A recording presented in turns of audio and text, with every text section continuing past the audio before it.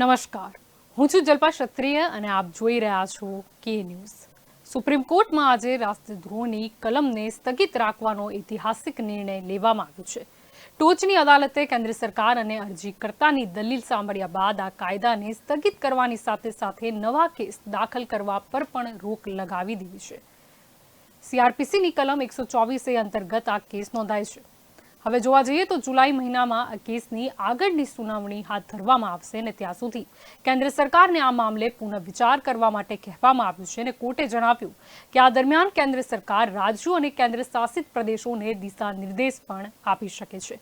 અને આજનો ચર્ચાનો વિષય છે અને આજે આપણી સાથે આ ચર્ચામાં જોડાઈ ગયા છે એડવોકેટ સોનલ જોશી, આપણી સાથે જોડાઈ ગયા છે સામાજિક કાર્યકર રૂઝાન ખંભાતા, આપણી સાથે જોડાઈ ગયા છે જનપ્રતિનિધિ ભાવિક અમીન, આપણી સાથે જોડાઈ ગયા છે અને થોડી જ વારમાં કોંગ્રેસ તરફથી બાબુભાઈ માંગુકિયા અને વરિષ્ઠ પત્રકાર મનોજ શિંદે પણ આપણી સાથે જોડાશે। આ બધાનું સ્વાગત છે કે ન્યૂઝમાં। આપનાથી અહીંયા સોનલબેન શરૂઆત કરવા માંગીશ। અત્યારે જો રાજદ્રોહની વાત કરીએ તો ઘણા પ્રશ્નો અમુક વાર ઉઠી ચૂક્યા છે કે એક તરફ લોકશાહીનો અધિકાર છે અને બીજી તરફ સરકારના હાથમાં આ કાયદો। જલભાઈ એવું કહી શકાય કે આપણે કદાચ જોયું છે કે કેવી રીતે રાજદ્રોહનો મિસયુઝ થતો હતો। કોઈ કાર્ટુનિસ્ટે કોઈ પિક્ચર બનાવ્યું અને એનો જે એટલો બધો ઉહાપો કરી નાખ્યો કે વ્યક્તિએ જાણે શું ભૂલ કરી નાખ્યું। બે દીકરીઓ હતી કે જેને કોઈ પોસ્ટ લખી અને ત્યારબાદ એની સાથે જે રાજદ્રોહની કલમ લગાવવામાં આવી, એટલે આ એક જે બંધારણીય હક હતો એની ઉપર ક્યાંક ને ક્યાંક પ્રહાર હતો।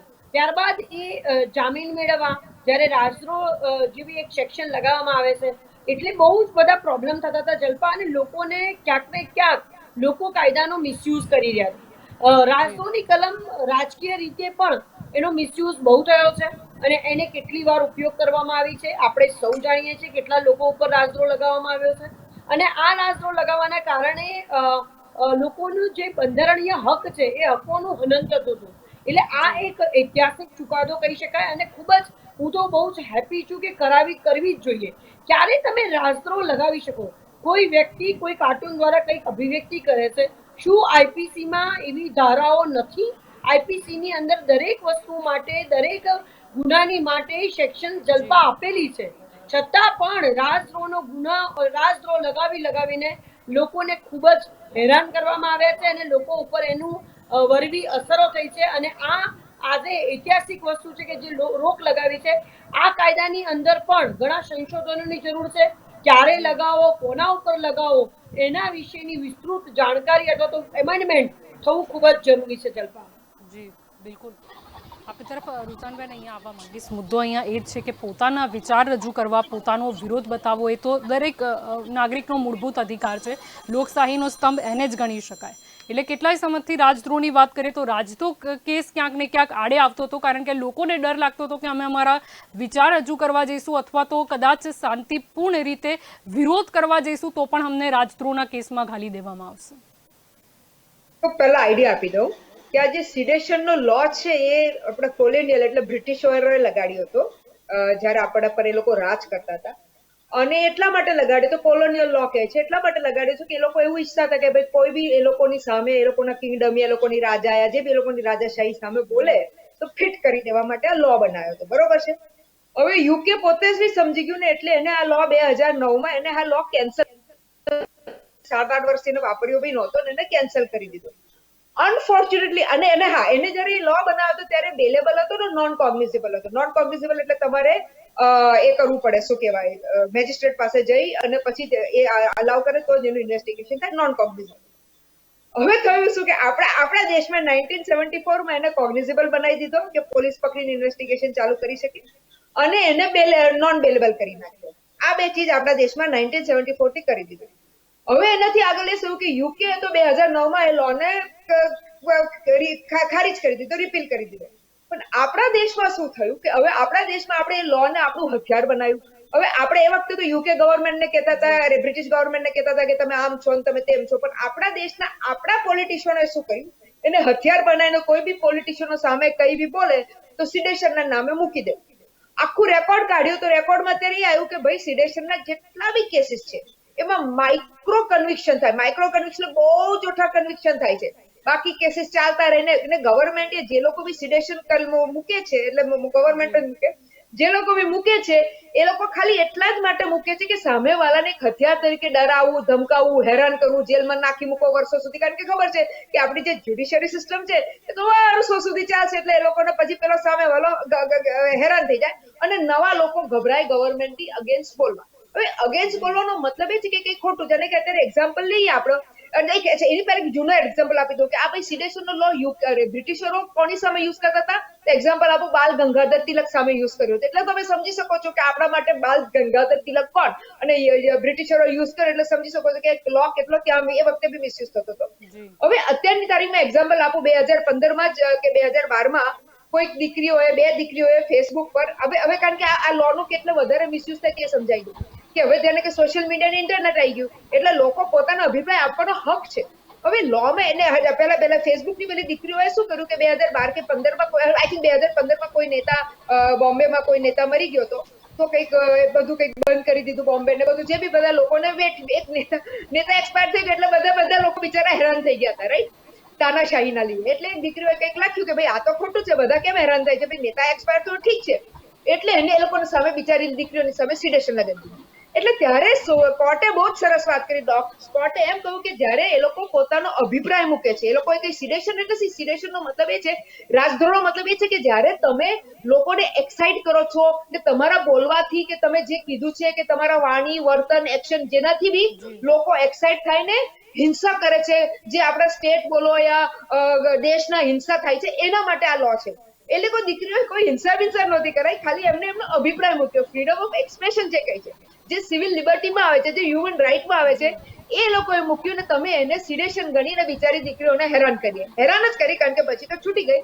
એટલે અત્યારે લડત એ લડાઈ રહી છે બધા કે ભાઈ, જેને કે જર્નલિસ્ટો, તમારા મીડિયાના લોકો, પછી કોમેડિયનો, પછી એક્ટિવિસ્ટો અમારા જેવા, એ લોકો બધાને કઈ ફિટ કરવા હોય તો ભાઈ સિડેશન નામે ફિટ કરે. આ એટલા માટે કહું છું કે જાણે કે આપણા ઇન્ડિયામાં બધા કે છે લોઝ મિસયુઝ થાય છે, જાણે કે અમારો ડોમેસ્ટિક વાયલન્સનો લો હતો મારી દીકરીઓનો, તો લોયરોએ બગાડી નાખ્યો. ફિટ કરશું કહીને આખો ડોમેસ્ટિક વાયલન્સનો લો બગાડી નાખ્યો. એટલે રીઝન અત્યારે કહું છું કે સિડેશનનો લો એકચ્યુઅલી એનો જે પર્પસ હતો એ પર્પસમાં યુઝ ના થયો. હવે સમજવા જેવી વાત છે. એવી છે કે આજ સુધી 4 દિવસ પહેલા તો અમારી આપણી શું કહેવાય સેન્ટરની ગવર્મેન્ટ કહેતી હતી કે ના, સિડેશન તો બહુ જ જરૂર છે, ટેરરિસ્ટ આમ તેમ આપણા દેશને હાનિ થાય, ફલાણું ઢેકણું. હવે જ્યારે સુપ્રીમ કોર્ટ એને બહુ વચ્ચે બી સુપ્રીમ કોર્ટ કહેતી હતી પણ કોઈ સાંભળતું હતું નહીં. હવે સુપ્રીમ કોર્ટ એને સિરિયસ લીધું ને પૂછ્યું ગવર્મેન્ટે કે ભાઈ તમારે શું કરવું છે, કારણ કે હવે ગવર્મેન્ટને બીક લાગી. કારણ કે એક્ઝામ્પલ આપણી અડધું દેશ તો મારા ખ્યાલે આપણી સુપ્રીમ કોર્ટ ચલાવે છે. એક્ઝામ્પલ કે અમારી બહેનોને જ્યારે અન્યાય થતો હતો પેલું ટ્રિપલ તલાકનો, તો જ્યારે સુપ્રીમ કોર્ટ વચ્ચે પડીને સુપ્રીમ કોર્ટે કહ્યું કે ભાઈ આનો લો બનાવો ને તો અમે કંઈક કરશું, એટલે તરત એનું લેજિસ્લેશન થયું. એટલે સિમિલરલી આમાં સુપ્રીમ કોર્ટે કહ્યું કે ભાઈ અમે તમે કરશો કે અમારી 3 યા 7 બેન્ચના જજો મૂકી દઈશ અને પછી તમારે બધાએ કરવું પડશે. એટલે હવે ગવર્મેન્ટે પલટી મારી પણ એ નથી, ગવર્મેન્ટ બી આપણી હોશિયાર છે. કઈક એને ખબર છે જ્યુડિશિયરી કઈ રીતે, એટલે કે હા અમે કંઈક વિચારશું કરીને એ લોકો અત્યારે એને એવું મૂકી દીધું. તો હવે જ્યુડિશિયરી બી હોશિયાર થઈ ગઈ છે. જ્યુડિશિયરી આજે કહી દીધું કે સારું તમારે વિચારવું છે ને, આટલા દિવસ આપું છું વિચારવા કે આને કઈ રીતે તમારે ચેન્જ કરવો છે, જે બી પ્રોસિજર પ્રમાણે, પણ તમે ક્યારના કહો છો વિચારશું, હવે બી કહો છો વિચારશું, તો કઈ નહીં, હવે આપણે એબેન્સમાં મૂકી દઈએ. એબેન્સ એટલે આઈધર એને અત્યારે એટલે રિપીલ નથી કરાયું, સસ્પેન્ડ કરાયું છે. અને પછી તો ત્યારે શું થયું, હજી બી સાંભળો જેવી સ્ટોરી છે.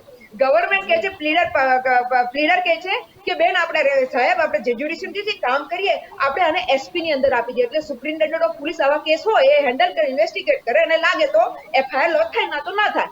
તો જ્યુડિશિયરીએ ફરી ના પાડી દે. જ્યુડિશિયરી ના, અમને કોઈ એસપી નથી જોઈતું, કારણ કે તમે સમજો આ બધું એટલે કહું છું કારણ કે અત્યારે આપણા દેશની હાલત શું થઈ રહી છે એ રીઝન માટે તમને કહું છું કે જ્યુડિશિયરી જોઈ રહ્યું કે જે રીતે અત્યારે પોલીસો મિસયુઝ થઈ રહી છે, આ જે work to the as per the masters, તો જ્યુડિશિયરી ના, મને હવે કોઈ એસપી ના છે. જ્યુડિશિયરીએ ચોખ્ખું કહી દીધું કે અત્યારે બધી નવી એફઆઈઆર થાય નહીં.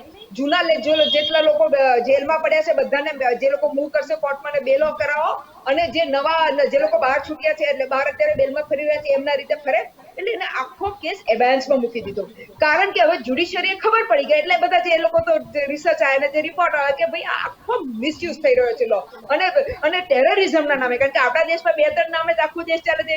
એક ધર્મ ખતરે મેં નામે ચાલે છે, એક ભાઈ આપણા દેશ માટે કરવું, દેશ માટે કરવું એના નામે કરે છે, ભાઈ ટેરરિસ્ટ આવી ગયા, આમ થઈ ગયું, તેમ થઈ ગયું. એટલે જ્યુડિશિયરી હવે હોશિયાર થઈ ગઈ છે. જ્યુડિશિયરી છે બીકોઝ અલ્ટિમેટલી આપણું જે કોન્સ્ટિટ્યુશન છે એ શું કહે છે, એ કોન્સ્ટિટ્યુશન કહે છે secularism, sovereignty, liberty, freedom, equality, justice, આપણું આખું કોન્સ્ટિટ્યુશન એની પર છે. પણ આપણે જે રીતે ગવર્મેન્ટો ચાલી રહી છે આખા કોન્સ્ટિટ્યુશનને પથારી ફેરવી રહી છે, અને એટલે અત્યારે જ્યુડિશિયરી આવીને આ કર્યું છે. હેટ્સ ઓફ ટુ ધેમ, એ લોકોને સલામ છે. પણ હા, મને ખબર છે કે હજી લાંબુ ચાલશે, કારણ કે જ્યાં સુધી ગવર્મેન્ટ તારીખ પર તારીખ હવે ચાલુ થઈ જશે કદાચ 99%, પણ એટલીસ્ટ જ્યુડિશિયરીએ જે લોકો જોડે અન્યાય થતો હતો એ લોકોને એટલીસ્ટ બેલ પર તો મુકાઈ દીધા છે. Thank you. જી જી બિલકુલ. આપણી સાથે કોંગ્રેસ તરફથી બાબુભાઈ માંગુકિયા પણ જોડાઈ ગયા છે. બાબુભાઈ, સૌપ્રથમ તો કે ન્યૂઝમાં આપનું સ્વાગત છે. આજની જ વાત કરીએ તો તમામ દલીલો સાંભળ્યા બાદ રાજદ્રોહ કાયદાના ઉપયોગ પર હાલ પૂરતો પ્રતિબંધ લગાવવામાં આવ્યો છે અને હવે પુનઃ વિચારણા કરવામાં આવશે. સેક્શન 124A અંગ્રેજોએ જ્યારે આપણી સ્વતંત્રતાની મૂવમેન્ટ થઈ ત્યારે આપણા નેતાઓને ડરાવો ધમકાવવા માટે અને ઇંગ્લિશ સરકાર સામે, અંગ્રેજો સામે કોઈ અવાજ ન ઉઠાવે એનો એક કોલોનિયલ ઇમ્પિરિયલ એક્ટ છે. અનફોર્ચ્યુનેટલી આપણે ચાલુ રાખ્યું છે. કાયદાના વાયરસ સૌથી પહેલાં કેદારનાથના કેસમાં 65માં સુપ્રીમ કોર્ટની કોન્સ્ટિટ્યુશન બેન્ચે નક્કી કર્યા અને કીધું કે ના, કાયદાની કલમ છે એ કોન્સ્ટિટ્યુશનમાં પ્રોવિઝન પ્રમાણે બરાબર છે. 65 થી 22 એટલે 35 ને 22, 57 વર્ષ પછી આજે સુપ્રીમ કોર્ટમાં એવું લાગ્યું કે આ 57 વર્ષ જૂનું જે ઓબ્ઝર્વેશન સુપ્રીમ કોર્ટે કર્યું છે એમાં કંઈક સુલઝાવ લાવવાની જરૂરિયાત હોય એવું લાગી રહ્યું છે. એનું કારણ શું? 65ના સુપ્રીમ કોર્ટના જજમેન્ટમાં સુપ્રીમ કોર્ટના પહેલા 1 થી 8 પેરેગ્રાફમાં જે ઓબ્ઝર્વેશન કર્યા છે સ્વીપિંગ છે કે ભાઈ આ તમે આર્ટિકલ 21 અને આર્ટિકલ 19 ને પાર્ટ 3માં કોન્સ્ટિટ્યુશનમાં જે પ્રોવિઝન આપ્યા છે, તમારા મૂળભૂત અધિકારો આપ્યા છે, એ અધિકારોની ઉપર તરાપ મારવા સમાન છે. પણ એ ઓબ્ઝર્વેશન કર્યા પછી છેલ્લા પેરેગ્રાફમાં સુપ્રીમ કોર્ટે એમ કીધું કે આ રિઝનેબલ રિસ્ટ્રિક્શન્સ કહેવાય અને કાયદાની પરિભાષામાં એટલે પાર્લામેન્ટને આવો કાયદો ઘડવાની સત્તા છે ને અલ્ટ્રાવાયરસ નથી. તો આજે હવે કોર્ટને અલ્ટ્રાવાયરસ શું કામ લાગ્યો? 65માં ન લાગ્યો. 65 પછી 121 ઘણી બધી વખત સુપ્રીમ કોર્ટના હાઈકોર્ટોમાં ચર્ચાઓ થઈને કીધું કે આ ડ્રેકોનિયન લો છે. Right of dissent is a fundamental right, અને જો તમને કોઈ વસ્તુની સામેનો વિરોધ કરવાનો જો હક જ ન હોય તો લોકશાહીના પાયામાં એ કઠોરાઘાત છે. પાયામાંથી જ લોકશાહી તૂટી પડે. તો શા માટે આ કલમનો દુરુપયોગ થતો રોકવામાં નહીં? જ્યારે મેં સૌથી પહેલાં હાર્દિક પટેલ અને એમના 4 સાથીદારો સામેની પિટિશન જસ્ટિસ પાડીવાળા સાહેબની કોર્ટમાં આર્ગ્યુ કરી હતી ત્યારે એની સામે 121 અને 124 ક બે સિરિયસ કલમો લગાડવામાં આવી હતી. અને મારા આર્ગ્યુમેન્ટ્સ એવા હતા કે સાહેબ વેઝિંગ ઓફ વોર તો આમાં થતું જ નથી, એટલે 121 તો લાગુ ન પડે, જેમાં કોર્ટ મારી સાથે રહી. પણ સેડિશનમાં કોર્ટે એમ કીધું કે ઇટ ડિઝર્વ્સ ઇન્વેસ્ટિગેશન્સ. મેટર પછી સુપ્રીમ કોર્ટમાં ગઈ. સુપ્રીમ કોર્ટે ચાર્જશીટ ફાઇલ કરવા પહેલાં ના પાડી, પછી ચાર્જશીટ અમારી સમક્ષ રજૂ કરો એવું થયું. નામદાર સુપ્રીમ કોર્ટમાં એની સામે ચાર્જશીટ રજૂ થયું અને પછી કીધું કે હવે તમે ડિસ્ચાર્જ એપ્લિકેશન કરો. જ્યારે અમે એવું કન્ટેન્શન લઈને બેઠા હતા કે આ જે કલમ છે એ બંધારણના જે પાર્ટ 3 છે જેમાં મૂળભૂત અધિકારો સાંપ્રત કરવામાં આવ્યા છે સિટીઝન્સમાં, એની વિરુદ્ધની આ વાત છે. તમે રાઇટ ઓફ ડિસેન્ટ આંચકી લો તો લોકશાહીમાં કશું જ બચે નહીં. જો તમારે વિરોધ ન કરવાનો હોય તો વિરોધ પક્ષનું કામ જ નથી, તો વન પાર્ટી વન રૂલ કરી દો ને. 124 કનો અત્યાર સુધીમાં જેટલો દુરુપયોગ થયો છે છેલ્લા 2014 પછી એવો ક્યારેય નથી થયો. એવું નથી કે 124 કની ફરિયાદો 1947 પછી કરવામાં જ નથી આવી. ઘણા બધા કેસોમાં 124 કનો ઉપયોગ કરવામાં આવ્યો છે, પણ મોટે ભાગે ટેરરિસ્ટ સામેના જ્યારે કેસો હોય અને લોકોને ભયભીત કરવાના ઈરાદા સાથેનું કોઈ કૃત્ય હોય અથવા રાજ્યની સલામતી અથવા ઇન્ટિગ્રિટીનો સવાલ હોય અથવા સોશિયલ સિક્યોરિટીનો સવાલ હોય, એવા સંજોગોમાં ક્યાંક 124 કરની ફરિયાદો થઈ છે. અમુક કેસોમાં ઓનરેબલ સુપ્રીમ કોર્ટે એને અપહોલ્ડ પણ કરી છે કે ના બરોબર છે, આવા સંજોગોમાં 124 કનો ઉપયોગ થઈ શકે. પણ હવે એનો ઉપયોગ આડગાતર, એટલે જ્યારે મન ફાવે ત્યારે કરી દેવામાં આવે છે. એવું લાગે કે આ માણસ છે એ સરકારની વિરુદ્ધ બોલી રહ્યો છે, તો એનો અવાજ બંધ કરવા માટે, રાઇટ ઓફ ડિસેન્ટને ક્રશ કરવા માટે જે દુરુપયોગ થઈ રહ્યો છે, જી એના કારણે સુપ્રીમ કોર્ટને એવું લાગ્યું કે 124 કની તપાસ, એની યથાર્થતા, એની અત્યારના સંજોગોમાં કેટલા હિસાબે ટકશે. સામાન્ય રીતે આટલો જૂનો કાયદો હોય અને જ્યારે એકવાર કોન્સ્ટિટ્યુશન બેન્ચે એ કાયદાને યથાર્થતા તપાસીને એમ કીધું કે ના આ કાયદો બરાબર છે, ત્યારે સુપ્રીમ કોર્ટ મનાઈ હુકમ નથી આપતી. સામાન્ય સંજોગો છે. પરંતુ આ કેસમાં કનૈયાલાલથી માંડીને, હાર્દિકથી માંડીને બીજા અનેક કેસોમાં એક્ટિવિસ્ટને અથવા તો સોશિયલ વર્કર્સને અથવા પોલિટિકલ વોઇસ ઓફ ડિસેન્ટને સપ્રેસ કરવા માટે, એને દબાવી દેવા માટે જી એનો દુરુપયોગ થયો છે એવું સુપ્રીમ કોર્ટના ધ્યાન ઉપર આવી ગયું છે. અને એક વાત જો સાચી હોય તો મને ઉઠતી વાત મળી છે, પણ એટર્ની જનરલે પોતે આ કેસમાં પોતાનું વલણ સ્પષ્ટ કર્યું છે કે 124 કયો ફેર વિચારણા માગે છે. સોલિસિટર જનરલે કદાચ એવું કીધું કે એટર્ની જનરલનો આ પોતાનો અંગત અભિપ્રાય છે. મારે એક વસ્તુ ધ્યાન ઉપર લાવી છે દર્શક મિત્રોને, કે બંધારણમાં એડવોકેટ જનરલ એ સ્ટેટનો હાઈએસ્ટ લો ઓફિસર છે, જેને કોર્ટ અને વિધાનસભાને ગાઈડ કરવાના અધિકાર છે. સામાન્ય રીતે હાઉસમાં સભ્ય અને કર્મચારી, એ પણ વિધાનસભાના કર્મચારી સિવાય જી કોઈને એન્ટ્રી હોતી નથી. અધિકારીઓ જઈ શકે, પણ એડવોકેટ જનરલ જરૂર પડે તો ચૂંટાયેલ સભ્ય ન હોવા છતાં પણ હાઉસમાં હાજર રહી શકે અને પોતે પોતાનો અભિપ્રાય રજૂ કરે છે. એવી જ રીતે એટર્ની જનરલ પાર્લામેન્ટમાં હાજર થઈ શકે. ઘણી વખત, વારંવાર નહીં પણ ઘણી વખત પાર્લામેન્ટમાં એટર્ની જનરલ હાજર થયા છે અને પોતાના મંતવ્યો રજૂ કર્યા છે. એટલે એટર્ની જનરલ જો પોતાનો અભિપ્રાય રજૂ કરે તો એમાં વજૂદ હોઈ શકે, અને એ પણ એક કારણ હશે જેવું માનું છું જી કે સુપ્રીમ કોર્ટે જે બ્લેન્કેટ સ્ટે આપ્યો અત્યારે જી કે ભાઈ તમારા જે જૂના કેસો છે એને ચલાવવાના બંધ કરી દો, જી નવા કેસો દાખલ કરતા નહીં, અને કોઈ પણ સંજોગોમાં જો તમે નવો કેસ દાખલ કરો તો એની ગાઈડલાઇન આપી છે કે તમારે શું કરવું જોઈએ. બિલકુલ આ સંજોગોમાં અત્યારનો જે સમય વીતી રહ્યો છે એ સુપ્રીમ કોર્ટના ઘણા જજમેન્ટો, ધારો કે સોડોમીનો કાયદો 377, ટ્રિપલ તલાકનો કાયદો, જેમાં આર્ટિકલ 21નું વિસ્તૃત સ્વરૂપ તપાસ્યું છે અને જુદી જુદી અભિવ્યક્તિઓને મૂળભૂત અધિકારોમાં સમાવેશ કરવામાં આવ્યો છે. આ સંજોગોમાં આ પણ એક અભિવ્યક્તિ છે, આ તમારો વિચારનો તમે એને વ્યક્ત કરી રહ્યા છો. વિચારો છે એ તમારા સરકારની તરફેણના જ હોવા જરૂરી નથી. સરકારને ટીકા કરતા પણ જો એનું વ્યક્તિત્વ હોય તો એના અભિવ્યક્તિના અધિકાર સામે કોઈ પણ હિસાબે કોઈ રિસ્ટ્રિક્શન લાવી ન શકાય. એ આપણા બંધારણનો મૂળભૂત પાયો છે.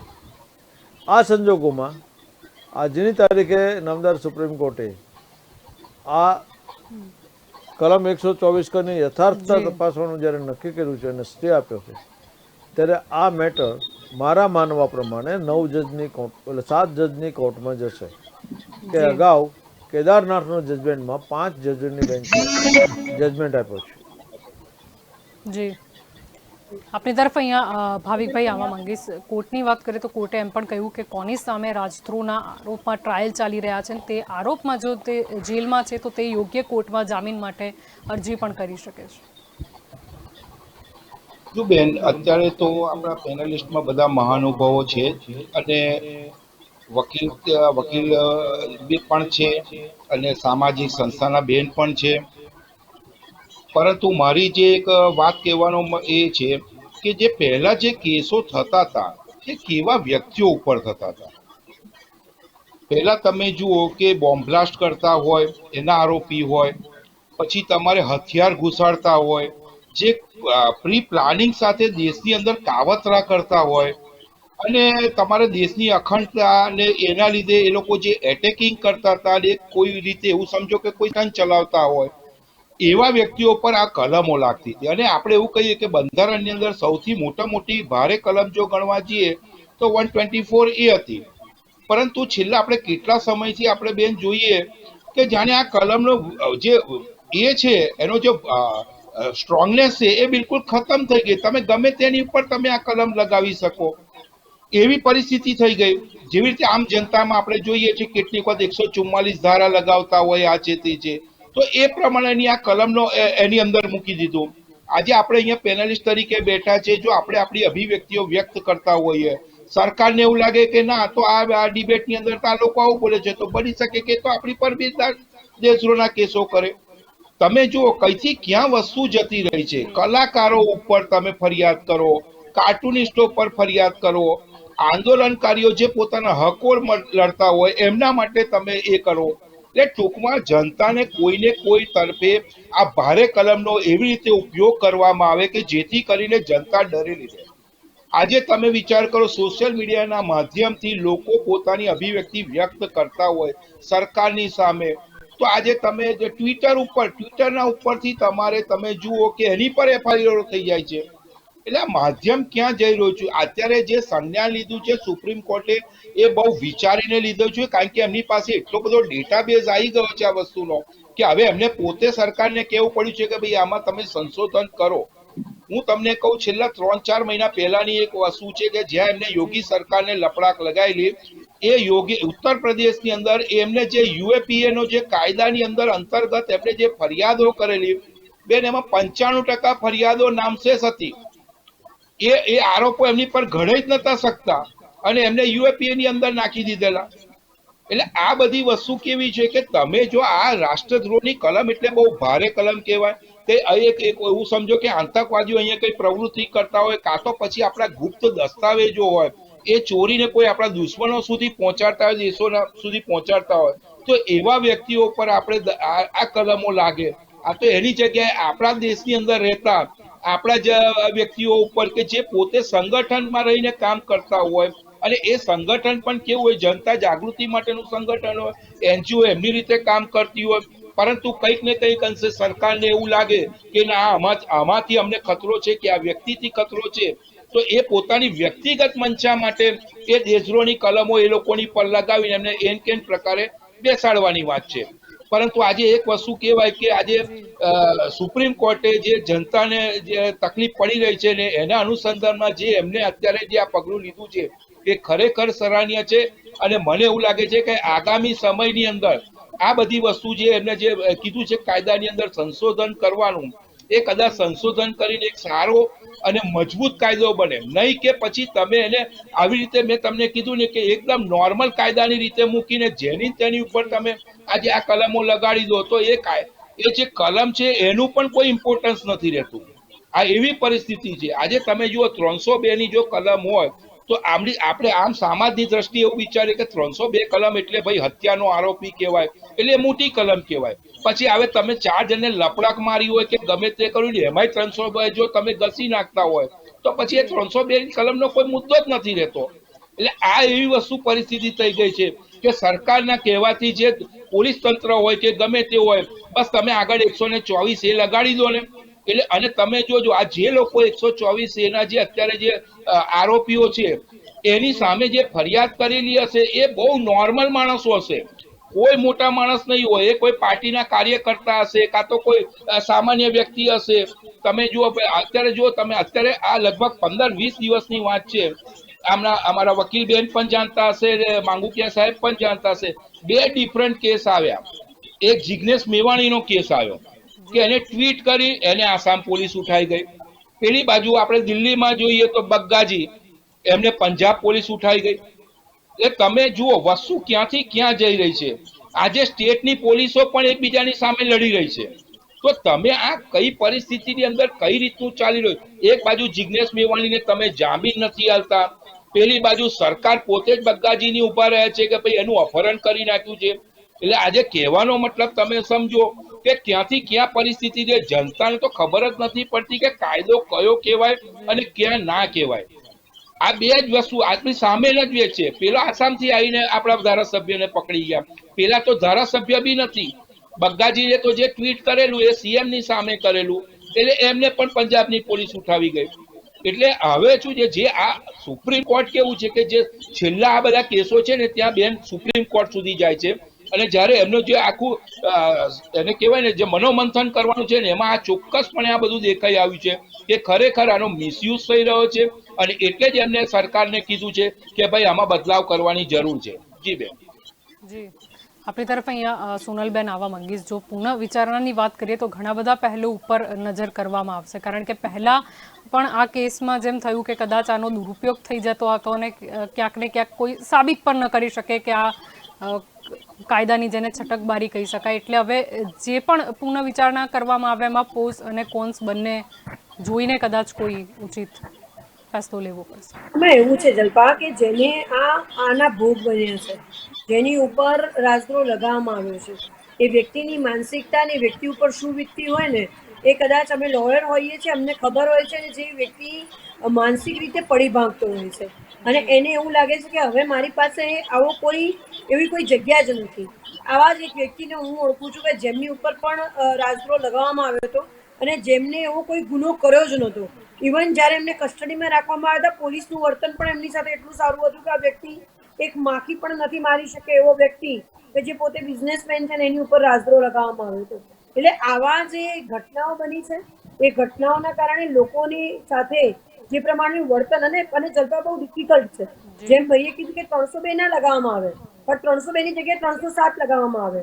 કોઈએ માથામાં માર્યું હોય, ટાંકા આવ્યા હોય, 323 324 ની વાત હોય, બરોબર છે. પરંતુ જ્યારે માથામાં ટાંકા અથવા ફ્રેક્ચર થયું હોય એની અંદર 307 પણ લગાવી દેવી અને 307 એટલે એની જે ગંભીરતા છે એ ખૂબ જ વધી જાય. એવી રીતે રાજદ્રોહની જે ગંભીરતા છે એ પણ ખૂબ જ વધી જાય. અને આ જે તે વ્યક્તિઓ ઉપર આ ગુનો દાખલ કરવામાં આવ્યો છે એમની પરિસ્થિતિ એટલી બધી ખરાબ થઈ જતી હોય છે અને આ ક્યાંક ને ક્યાંક પોલિટિકલ હથકંડો બને છે. હવે એવું થયું છે કે પોલિટિકલ હથકંડામાં બીજી જગ્યા ઉપર બીજી સરકારો હોય, એ લોકોએ પણ આનો મિસયુઝ કરવાનો શરૂ કર્યો અને એના કારણે લોકોની ક્યાંક ને ક્યાંક સ્વતંત્રતા છીનવાતી લાગી. અને ત્યારબાદ લોકોએ યાચિકા કરીને સુપ્રીમ કોર્ટે ઇનિશિયેટિવ લીધું છે અને સુપ્રીમ કોર્ટ જે પણ કરે છે, કદાચ એવું કહી શકાય કે આવા કાયદા માટે સુપ્રીમ કોર્ટ એક લાસ્ટ આપણી પાસે રસ્તો હોય છે અને એમની પાસે જે પાવર છે કે એને અટકાવી શકે છે જલ્પા. એટલે આની અંદર ખરેખર એમેન્ડમેન્ટની જરૂર હતી. કોઈએ પોતાની અભિવ્યક્તિ કરી છે જેની અંદર અગર કદાચ નવાઈ લાગશે, કઠુઆ જેવા કેસની અંદર જેને મેટર ખબર નથી હોતી, લોકોએ કેવા સ્ટેટમેન્ટ આપ્યા છે અને એ સ્ટેટમેન્ટની સચ્ચાઈ શું હતી ને એવા કેટલાય મોટા હત્યાકાંડો થયા છે તો જેની અંદર નેતાઓ બેફામ બોલે છે અને એકબીજા ઉપર આરોપ પ્રત્યારોપ કરે છે. એ લોકોની વિરુદ્ધમાં રાજદ્રોહ નથી થતો. ક્યાંક ને ક્યાંક આપણા ત્યાં એવા નેતાઓ પણ છે કે જે લોકો જબરજસ્ત હિંસા ભડકાવવાનું કામ પણ કરે છે. કેટલા મોરબીઓ ઉપર રાજદ્રોહ દાખલ થયો છે. જે લોકો જે રીતે ખુલ્લેઆમ જે રીતે ચર્ચા કરે છે, એવી રીતે ક્યાંક ને ક્યાંક કાયદો બધા માટે સરખો હોય જલ્પા. કોઈ એક વ્યક્તિ માટે એ કાયદાની કલમનો ઉપયોગ થાય ને બીજા વ્યક્તિ માટે એ કાયદાની કલમનો દુરુપયોગ થાય એવું ન બનવું જોઈએ. એટલે રાજદ્રોહની જે વાત કરી છે એમાં ખરેખર એમેન્ડમેન્ટની જરૂર છે, વિચારવાની જરૂર છે અને એકદમ પરફેક્ટલી ગાઈડલાઈન આપવી ખૂબ જ જરૂરી છે. ગાઈડલાઈન આપવામાં આવે તો આવા ખોટા કેસોમાંથી, ખોટા લોકો ઉપર જે અત્યાચાર થઈ રહ્યો છે એમાંથી એ લોકો બચી શકશે. જી બિલકુલ. આપણી તરફ રુઝાનબેન અહીંયા આવવા માંગીશ. મુદ્દો અહીંયા એ પણ છે કે રાજદ્રોહની જો કેસની વાત થાય તો કેમ જે ખરેખર દેશમાં આતંક ફેલાવવા માંગે છે એના ઉપર નથી થતું. જેમ કે અત્યારે આપણે સૌથી ચર્ચિત વાત કરી લઈએ તો ડ્રગ્સ કાંડની, કેમ એના આરોપીઓને પકડવામાં નથી આવતું?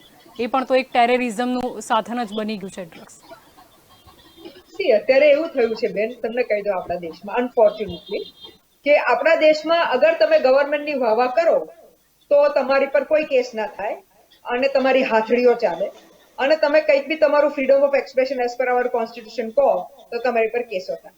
હવે કમિંગ બેક ટુ તમારો જે મૂળ ક્વેશ્ચન છે ડ્રગ્સના ક્વેશ્ચનમાં બી એવું હંમેશા રિપીટ કરીશ કે ડ્રગ્સ આજથી નથી આવતું યા 2 દિવસથી નથી આવતું. જી પકડાય છે આજથી એ વાત સાચી છે, 2 દિવસથી પકડાય છે સાચી છે, અને ભૂલથી બી ઘણી વાર પકડાઈ ગયું હતું ને હવે એ ખુલ્લું પડી ગયું છે. ઇટ હેઝ બીન શું કહેવાય લોકોના હવે ધ્યાનમાં આવ્યું છે, નજરમાં આવ્યું છે, ને લોકો કારણ કે પાણી પેલું નાકથી ઉપર ચડી ગયું છે એટલા માટે. ડ્રગ્સ પહેલા બી આવતું હતું ને તે એટલા માટે let us accept one thing કે કોઈ બી ગવર્મેન્ટ હોય એના ઇલેક્શન માટે એને પૈસા જોઈતા હોય. This is all blood money. I use the word blood money.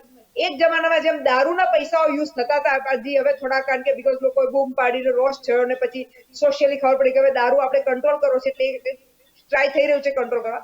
Similarly drugs B use થતું હતું બરોબર. હવે થયું શું પકડાવા આપણે કઈક લાગી છે ના તો આટલી બધી આપડી શું કે મેં કહું ને ગાય ખોવાઈ જાય શોધી નાખે મારી પોલીસ ને આટલા મોટા કરોડો અબજોના ડ્રગ્સ ઉતારતો અને પોલીસને ના ખબર પડે એટલે જે સર્વિસીસ છે નોટ જસ્ટ પોલીસ પણ જે આખી સર્વિસીસ છે એ લોકોને ના ખબર પડે એ મોટી જોકની વાત છે. 2 દિવસ પહેલા જ પેપરમાં વાંચ્યું કે પહેલા એનસીબી એટલે નાર્કોટિક્સ કંટ્રોલ બ્યુરો પાસે માણસો ઓછા હતા. તો અમે 5 વર્ષથી અમારા જે સાહેબો જોડે અમારી ઓળખાણ છે વાતો ચાલતી હતી તો કે અમારી પાસે માણસો નથી, અમારી પાસે સત્તા જ નથી, અમે તો આમ કરી જ ના શકીએ કારણ કે અમારે તો બધું પોલીસ પર ડિપેન્ડ કરવું પડે. હવે એમાં માણસોમાં 1600 કે 1800 માણસોની ભરતી થઈ રહી છે ભરતી. એટલે તમે સમજી શકો છો બેન કે કેવી હાલત હતી આપણા એનસીબી ને. અને એટલે આટલા વર્ષોથી આજે કારણ કે ગવર્મેન્ટ ઇન્ટરેસ્ટ ને તો આંખડા કામ કરે આને દે જાણે દે સેટિંગ ઓર આए જે બી બધું આપણે થતું હતું તમને ખબર છે પૈસાનું બરોબર છે. અલ્ટિમેટલી આપણા દેશની અત્યારે એવી હાલત થઈ ગઈ છે બેન કે એવરીથિંગ આખું દેશ એક જ ચીજ પર ફરે છે ઇલેક્શન પર. ઇલેક્શન આવતું હોય તો બધું ટાઈટ થઈ જાય અને બધું આમ થઈને ઇલેક્શન જાય એટલે આપણે બધા હેરાન થઈ જઈએ. એટલે આજની તારીખમાં બેન એટલે સિડેશનના શું જાતના તમે અત્યારે ડ્રગ્સના આપણા આમ તો લો સ્ટ્રોંગ છે એવું નથી લો. તમે શાહરૂખ ખાન વખતે જોયો તેના છોકરા વખતે તો 1-2 ગ્રામ વખતે બી એના અંદર નાખી દીધો તો એને બેલ નહોતી મળી. એટલે લોસ તો આપણા સખત સ્ટ્રોંગ છે પણ અલ્ટિમેટલી એને કઈ રીતે કેવી રીતે યુઝ કરવા ટેસ્ટ કરવા મિસયુઝ કરવા જેમ અત્યારે સિડેશનની લોની જ વાત કરી એ ટોટલ મિસયુઝ થઈ રહ્યો છે. અને એટલા માટે તો ચીફ જસ્ટિસે લાસ્ટ હમણાં થોડા દિવસ પહેલા જ બૂમ પાડી કે ભાઈ તમે ગવર્મેન્ટને જ કહું કે તમારા આમ તો ગવર્મેન્ટ આટલા બધા કેસ છે લોકો સાથે અન્યાય થાય છે લોકો કોર્ટોમાં પેલા જેલોમાં સડી રહ્યા છે બીકોઝ એ લોકોના કેસ બોર્ડ પર આવતા નથી. ત્યારે ગવર્મેન્ટ કોર્ટે કહ્યું સુપ્રીમ કોર્ટના સીજીએ ચીફ જસ્ટિસ સાહેબે કે ભાઈ 50% કેસમાં લિટિગન્ટ ગવર્મેન્ટ છે એટલે આઈધર કોઈ એની સામે કર્યો હોય કોઈની સામે કરતો. એટલે તમે સમજો આપણી દેશની અત્યારે એ હાલત છે કે આમ જોવા જઈએ તો આપણી જ્યુડિશિયરી જ ગવર્મેન્ટ ચલાવે છે મને એ લાગી રહ્યું છે જે મેં પહેલા બી તમને એક્ઝામ્પલ આપ્યું. એટલે આજની તારીખમાં ઇટ ઇઝ વેરી ઇમ્પોર્ટન્ટ કારણ કે બીજી બી વાત કે હવે લેટેસ્ટ હું મીડિયાની વાત કરું કે એવી આપણો સ્તંભ છે it is one of the important સ્તંભ ઓફ આવર શું કે આવર ડેમોક્રેસી. પણ અનફોર્ચ્યુનેટલી જે મીડિયામાં બૂમ પાડી રહ્યા છે અવાજ ઉઠાઈ રહ્યા છે એ લોકો સામે સિડેશન કારણ કે મેક્સિમમ સિડેશન જર્નલિસ્ટો સામે લાગ્યા છે મેં જોયા છે. એક્ઝામ્પલ એ તો અલગ થોડી સ્ટોરી હતી કે રાજસ્થાનમાં જમના પેલા એમના કોઈ ટીવી ચેનલ ભૂલી ગઈ નામ પણ ભાઈ અમનભાઈ હતા એમના એ તો પછી બિચારા ભાગતા ફર્યા હવે બિચારા કે તો ખબર નહીં મને પણ ભાગતા ફર્યા ને હાલ બેલ લેવા જશે કારણ કે આજે એનો લો એ આવી ગયું કે ભાઈ અત્યારે બધા કેસીસને એ કરવા બેન્ચ પર મૂકી દો. એટલે પોઈન્ટ મારે અત્યારે એક એવી છે કે આપણું દેશ કઈ રીતે ચાલે છે let us look at the larger picture બતાવી રહી છું કે લાર્જર પિક્ચરમાં અત્યારે આપણું દેશ કઈ રીતે ચાલે છે એ બતાવવાની કોશિશ કરું છું કે because of political masters police કઈ રીતે ચાલે છે. અત્યારે મારા સાથીદાર સાહેબે બરોબર કીધું કે પોલીસમાં બી આપણે જો આપણે એક જે પોલીસ પર ભરોસો હતો ને જે રીતે અત્યારે આસામની પોલીસ લોયા અને પછી જ્યુડિશિયરી વચ્ચે પડી આસામની પોલીસમાં જ્યુડિશિયરી વચ્ચે પડી અને જ્યુડિશિયરીએ કહ્યું કે આ બેનનું તમે બેનનો હાથો બનાવી બહેનો બી હવે તો મને શરમ આવે છે લાસ્ટ ટાઈમ બી બોલી હતી કે મને શરમ આવે છે પણ પેલી આસામમાં એકવાર પેલાને બેલ મળી ગઈ મેવાનીને તો બીજી પેલી પોલીસ ઓફિસરે જે એને ગાડીમાં લઈ જતી હતી પેલા ડબ્બામાં તો કે મને એને છેડતી કરી. એટલે આવું જૂઠું કર્યું ને પછી કોર્ટે કહ્યું કે ભાઈ આ તો જૂઠાણાની હદ હોય એટલે બેન બી મિસયુઝ થઈ ગયા કે આવા જૂઠા સાચા બોલવામાં બી કારણ કે એની પર પ્રેશર આવે કે ભાઈ તું લેડીઝ છે તારે કરવું પડે જેમ આપણા ગુજરાતમાં બી થયું હતું અત્યારે થોડા ટાઈમ પહેલા. એટલે અલ્ટિમેટલી આજની તારીખમાં હવે એ લોકો શું કરે છે એટલી ગંદકી ફેલાઈ રહ્યા છે કે હવે જ્યુડિશિયરી જો કે હવે ગંદકી સ્ટોપ કરવી હશે તો judiciary has to step in. હવે અનફોર્ચ્યુનેટ પાર્ટ શું થઈ ગયું એ બી કહી દઉં કિરણ રિજિજુ આપણા જે મિનિસ્ટર છે એ કહે છે કે ગવર્મેન્ટ એમને સ્ટાઇલમાં કહું ડાયરેક્ટ કહેતો આવી બને એમનું કે ભાઈ લક્ષ્મણ રેખા પાર ના કરવી જોઈએ અરે પણ ભાઈ જ્યુડિશિયરી લક્ષ્મણ રેખા બિલકુલ પાર નથી કરવા માંગતી જ્યાં સુધી તમે તમારી responsibility as a government as a executive as a legislation તમે તમારી રિસ્પોન્સિબિલિટી પૂરી નથી કરી રહ્યા અને એટલા માટે ગવર્મેન્ટને એટલા માટે જ્યુડિશિયરીને વચ્ચે એવરી ટાઈમ વચ્ચે પડવું પડે છે એટલે અલ્ટિમેટલી આજની તારીખમાં જરૂરી છે આજે હું આટલે બોલું છું કે લોકો જાગૃત થાય લોકો જુએ કે આપણે કઈ રીતે રમી રહ્યા છે આપણે જે ડેમોક્રેસી આપણા જે અલગ છે બાલ ગંગાધર તિલક થી જ ચાલુ કરું એ લોકો બધા જે આપણે જે આપણું ફ્રીડમ આપ્યું હતું ડેમોક્રેસી આપી હતી આપણને જે એ આપ્યું હતું ઇન્ડિપેન્ડન્સ આપી હતી એ ક્યાં જઈ રહ્યું છે તમે ખુશ થઈ ગયા કે હા આપણને ફ્રીડમ મળ્યું ને ગાંધી જયંતિ મનાવશું ને વિવેકાનંદ જયંતિ મનાવશું પણ એનું કરવાનું શું કારણ કે અલ્ટિમેટલી આજની તારીખમાં જયારે આપણું પોતાનું લિવિંગ જયારે કે એક્ઝામ્પલ આ બિચારા કોમેડિયનો એક લેવલની બહાર કરો તો બી સિડેશનમાં ના આવે બીજામાં આવી શકે પણ બધાને સિડેશનમાં ઠોકી દો યા તમે જે જર્નલિસ્ટ લઈ લો જર્નલિસ્ટ જે બિચારા બોલવા માંગે છે જે બોલે છે એને અનફોર્ચ્યુનેટલી થાય છે જે મોટી એ બી લેટ મી સ્પેસિફાઈ જે મોટી કંપનીઓ છે પ્રેસ મીડિયાની મોટી કંપનીઓ છે એ લોકો બધા તો ઝીપ મારી દીધી છે એ લોકો તો વાહમાંથી ઊંચા નથી આવતા જે બિચારા નાના જર્નલિસ્ટો યુટ્યુબના જર્નલિસ્ટો કે જે આવા નાની ચેનલો ચલાવતા અને દેશ માટે લડતા હોય સચ્ચાઈ બતાવતા એ લોકો બધાને યુટ્યુબ ચેનલો બંધ કરી દો અલગ નામે કે ભાઈ આ તો આપણા દેશનું અલગ ખોટું કરી રહ્યું છે પણ જે મોટી ચેનલો ખોટું કરી રહ્યું છે એમાં તમે ધ્યાન નથી રાખતા અને અત્યારે આજની તારીખમાં બેન એવી હાલત થઈ ગઈ છે કે ગભરાય લોકો ગભરાય છે બોલતા કે છે કે આપણે આપણું ભાઈ દાલ રોટી ને પાછી મોંઘવારીમાંથી એ લોકો ઊંચા નથી આવી રહ્યા એટલે કે મારું દાલ રોટી માટે મારે વિચારવું કે આ સિડેશન માટે વિચારવું હું મોડું ચૂપ બેસું મારે કઈ જરૂર નથી ગવર્મેન્ટની સામે બોલવા ખાલી લોકો અત્યારે એટલું કરે છે ફોરવર્ડ કરશે મેસેજ એ સિવાય લોકો કરશે નહીં અને અલ્ટિમેટલી આપણું જે દેશની હાલત છે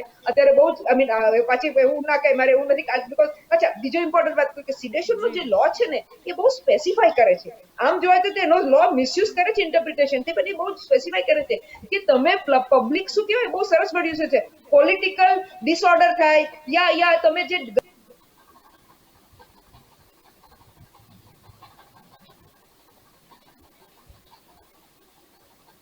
જી રુઝાનબેન સિડેશન ગણી શકો પણ અલ્ટિમેટલી આજની તારીખમાં તો પેલો કોમેડિયન બી કઈ બોલ્યો હોય અમે ના કોઈ પેલી બે દીકરી બિચારી સોશિયલ મીડિયામાં લખ્યું ને વાત સાચી હતી કોઈ ડ્યુ રિસ્પેક્ટ મારે કોઈ નેતા માટે કેવું કોઈ નેતા એક્સપાયર થઈ ગયો ધેટ ડઝન્ટ મીન કે તમે આખું બોમ્બે બંધ કરી શકો મજાક છે તમે બોમ્બે બંધ કરી શકો એટલે કેવી હાલત થાય છે લોકોની પણ ના એ લોકો તો ભાઈ જેની સત્તા એને જિસકે હાથ મેં લાઠી ઉસકે હાથ મેં વો સત્તા એટલે એ રીતે આ ચાલી રહ્યું છે એટલે આ જે આજે કર્યું છે કોર્ટે બહુ સરસ કર્યું છે પણ હજી એક વાત કહી દઉં તમને કારણ કે લેટ અસ એક્સેપ્ટ એવું મોટા લોકો કહી રહ્યા છે અમારા લોયર સાહેબ કહેશે કે ગવર્મેન્ટને ખબર પડી ગઈ કે કોર્ટ સિરિયસ હતી એટલે આજ સુધી એટલે 4 દિવસ પહેલા ગવર્મેન્ટ સિડેશનને સિરિયસલી નહોતું લેતું પછી યુટર્ન માર્યું કે હવે અમારા પીએમ સાહેબ કહે છે આઝાદી કા Amrit Mahotsav civil liberty human right એટલે અમે આને કન્સિડર કરીએ છીએ હવે તમે અમને ટાઈમ આપો કન્સિડર કરવા માટે અને કોર્ટને ગવર્મેન્ટને ખબર છે તેમ ઘણા બધા લોઝમાં ના તો ગવર્મેન્ટને અગર રિયલી કરવું હોય તો ઓડિયન્સ મારી ગવર્મેન્ટ તો ઓડિયન્સમાં બહુ માહિર છે બધી ચીજોમાં ઓડિયન્સ કરી નાખે છે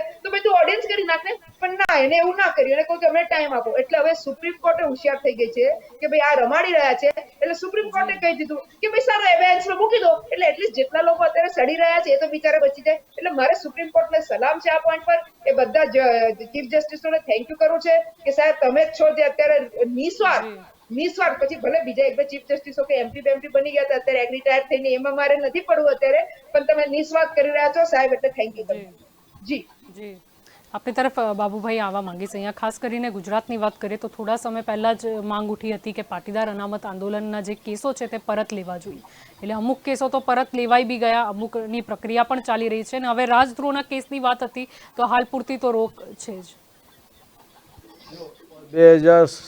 2015 ની ખાસ તો 26, 27, 28 ઓગસ્ટ ના દિવસે 25 ઓગસ્ટના દિવસે આંદોલન થયું એટલે કે જીએમડીસી ગ્રાઉન્ડ ઉપર મિટિંગ થઈ શાંતિથી મિટિંગ વિખેરાઈ ગઈ ને લોકો પોતપોતાના ઘરે જતા રહ્યા ત્યાર પછી હાર્દિકની એક માંગણી એવી હતી કે અમારું આવેદનપત્ર છે એ ચીફ મિનિસ્ટર સાહેબ ખુદ આવીને સ્વીકારે એમણે કલેક્ટર સાહેબ કીધું કે અમને અમારું આવેદનપત્ર તમે લેવા આવો આપણે માઇનોર ડિટેલમાં નહીં જઈએ પણ એ જે બનાવ બન્યો 7, 7:30ની આજુબાજુમાં ત્યારે આખા જેએમસી ગ્રાઉન્ડમાં ફક્ત 2000 છોકરાઓ હતા જે 20, 22, 25 લાખનું ઓડિયન્સ હતું એનો 0.1% ઓડિયન્સ પણ ત્યારે નહોતું તો પોલીસે લાઇટો બંધ કરીને ત્યાં હાજર હતા એ લોકોને તો માર્યા જ, પણ જે લોકો ઓફિસથી છૂટીને ઘરે જતા હતા, ધારો કે મારો નાનો ભાઈ અને મારા જમાઈ બંને પોતાની ફેક્ટરીથી ઘરે આવતા હતા, એમને આ બનાવની કોઈ ખબર જ નથી, તેમ છતાં પોલીસે તેમને રોકીને બબ્બે દંડા મારેલા. એટલે આ જે પોલીસનું વરવું પ્રદર્શન હતું બળ પ્રયોગનું, જી એ ઇન્ડિકેશન હતું કે તમારે સરકારની વિરુદ્ધ કશું જ બોલવાનું નથી.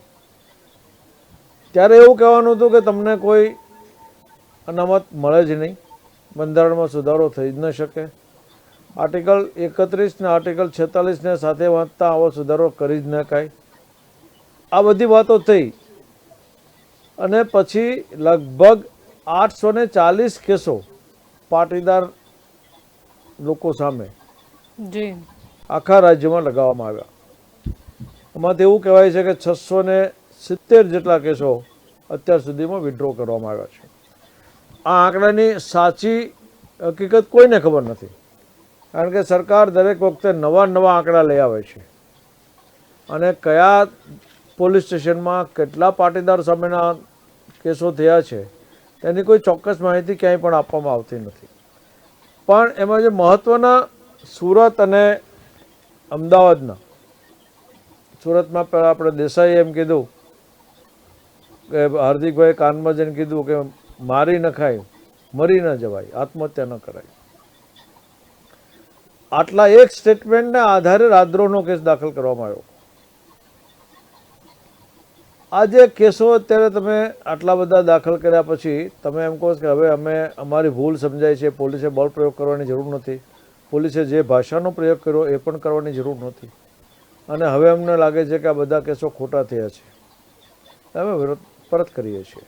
જી તો આ જ્ઞાન જ્યારે કેસ દાખલ કર્યા ત્યારે તમને નહોતું, અથવા તમારી વિચાર શક્તિ એટલી સ્લો ચાલે છે કે તમે સાચું શું કર્યું ને ખોટું શું કર્યું એ તમને વર્ષો વીતી જાય પછી જ ખબર પડે કે આ સાચું હતું અને ખોટું હતું. અત્યારે સમગ્ર દેશમાં જ્યાં જ્યાં વિરોધનો સૂર ઉઠે છે ત્યાં 124 લગાડી અને એનો અવાજને બંધ કરવાનો પ્રયત્ન થાય છે અને કેટલીક અંશે સરકાર સફળ પણ થઈ. સુપ્રીમ કોર્ટમાં જે છેલ્લા 2-4 દિવસથી જે આપણે ન્યૂઝ મીડિયા મારફત જે જાણવા મળી રહ્યું છે કે પહેલાં તો સુપ્રીમ કોર્ટમાં સરકારનું વલણ એવું હતું કે કાયદો બરાબર છે, એકવાર એની બંધારણીયતા છે તપાસાઈ ગઈ છે, કોન્સ્ટિટ્યુશન બેન્ચે એની યથાર્થતા ઠરાવી દીધી છે, એટલે એની ફેર વિચારણાને કોઈ અવકાશ જ નથી, એટલે ફેર વિચારણા કરવાની જરૂર નથી. હવે એમ કહે છે કે ના ના અમે અમારી જાતે કરશું. તો તમે અત્યાર સુધી ખોટા કેસો કર્યા ત્યારે તમને તમારી જાત પ્રત્યે ક્યારેય એમ નથી કે આ બધું ખોટું કરી રહ્યા છીએ અમે, અને અમે આ કોલોનિયલ લો છે, પ્રી ઇન્ડિપેન્ડન્સ એટલે અંગ્રેજોએ કરેલો કાયદો છે, એ કાયદો હાલના સંજોગોમાં અત્યારનો સાંપ્રત સમાજ જે છે જેમાં મૂળભૂત અધિકારોને રોજ નવી ને નવી પરિભાષાઓ નામદાર સુપ્રીમ કોર્ટ ઉમેરતી જાય છે. Right to sleep is consider to by fundamental right, એટલે માઇક ના વગાડીએ કાંઈ, તમે 10 વાગ્યા પછી માઇક વગાડો તો લોકોની ઊંઘમાં ખલેલ પડશે, એટલે તમે ન કરી શકો. એટલે આર્ટિકલ 21 નીચેની જે જુદી જુદી પરિભાષાઓથી નવા હકો છે એને મૂળભૂત અધિકારની પરિભાષામાં સમાવેશ કરવામાં આવી રહ્યો છે. ત્યારે સૌ પ્રથમ તો અધિકાર તમારો રાઇટ ઓફ ડિસેન્ટ છે, વિરોધ કરવાનો તમારો મૌલિક અધિકાર છે.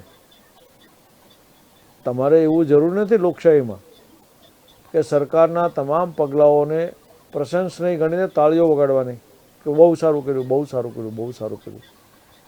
જૂની કહેવત છે કે કિંગ કેનોટ ડુ એની રોંગ્સ, એટલે રાજા જે કરે તે સાચું, એ સાચું છે એટલે સાચું માનવાનું નથી, પણ એ અંતિમ ઓથોરિટી છે.